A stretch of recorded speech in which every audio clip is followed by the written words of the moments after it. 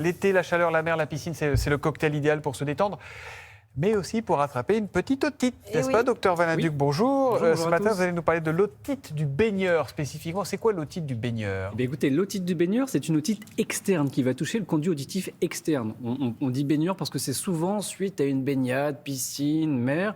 En fait, il va y avoir une inflammation du conduit auditif par des micro-organismes, plutôt bactéries, mycoses, qui vont inflammer et qui vont donc provoquer une douleur. Ça se situe devant le tympan, et c'est surtout donc l'été, hein, et à ne pas confondre avec celle qui survient plutôt l'hiver, qui elle est derrière le tympan chez Elle les est enfants. interne Pardon? Elle est interne? Alors celle de l'interne, l'hiver c'est plutôt dans l'équilibre. Vous savez, oui. l'oreille est divisée en trois parties. Externe, c'est celle qui nous concerne aujourd'hui. La moyenne, c'est derrière le tympan et c'est celle qui est responsable des otites l'hiver quand il y a un rhume.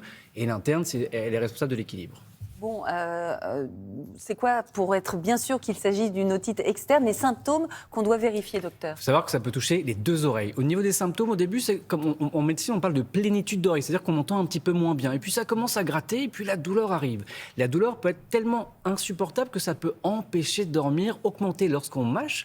On parle de douleur importante parce que ce conduit auditif est très innervé, donc la douleur, effectivement, elle peut vous dire « je suis bien là ». Pour le reste, on peut avoir un écoulement. Quoi qu'il en soit, il n'y a pas de fièvre dans l'otite externe. C'est une infection.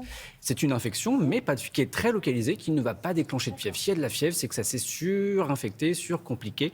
Donc dans ce cas-là, on consulte bien sûr. Donc nous, on fait un petit otoscope, on regarde avec notre petite lumière dans l'oreille. Pointu, là. Ouais, l'otoscope, on pose le diagnostic et antibiotique et ça soigne très bien. Bon, est-ce qu'il est possible, pardon, ma question est peut-être naïve, mais est-ce qu'on peut faire une otite du baigneur sans se baigner? J'ai envie de vous dire oui, Thomas. Ah, c'était pas si bête alors. Non, effectivement, en fait, on peut faire une otite externe finalement quand c'est traumatique. À force de se gratouiller un petit peu l'oreille, vous pouvez un petit peu léser le conduit auditif. Même chose avec un coton-tige pour sa grosse prudence. On a envie de gratter avec le coton-tige, Ah, faut pas non, le faire. il faut pas normalement. Un spray, c'est ça, on dirait qu'un spray. Bah alors ça, c'est effectivement, ça c'est pour nettoyer les oreilles, mais il ne faut pas être traumatique. Les prothèses aussi qu'on peut utiliser pour les prothèses auditives, abîmer le conduit auditif, les malformations anatomiques, si vous avez une maladie de peau. Et puis, moi, j'ai aussi des patients même plutôt des patientes avec des cheveux longs, qui, en sortant de douche, ne se sèchent pas toujours bien les cheveux, ou l'eau reste dans l'oreille et ça macère, et ça peut provoquer des Un otites petit externes. marécage, après il y a des moustiques, tout ça. Exactement. Il faut surtout pas lever les cheveux. Mais séchez bien vos cheveux, c'est important parce qu'effectivement, donc on peut faire une otite externe sans Faites sans attention, avoir Olivia, hein, Oui, c'est ça, ouais, j'ai vous êtes dans la les cible. Moi aussi, On va il tout faut se raser. vider les oreilles. Et il comme faut ça. bien sécher ses oreilles, effectivement. Exactement. Est-ce qu'il existe justement des solutions efficaces pour protéger nos oreilles, docteur? Alors, garder la tête hors de l'eau, ce serait déjà le top pour ne pas mouiller le conduit auditif. Donc, Thomas, gardez pied. Allez vous bêcher. Allez vous baigner là où vous avez pied.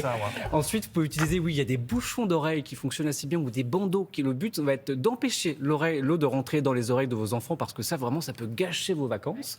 Et puis, au-delà de ça, je vous en parlais, attention, prudence sur les cotons-tiges. N'allez pas trop trifouiller vos oreilles, c'est pas super. Moi, j'ai une petite question pour les parents qui nous regardent. Comment on parvient à mettre des gouttes dans les oreilles des enfants sans qu'ils se débattent et en visant bien, surtout?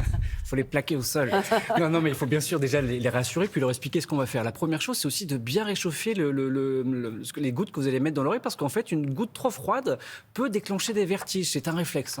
Donc, on réchauffe bien le produit.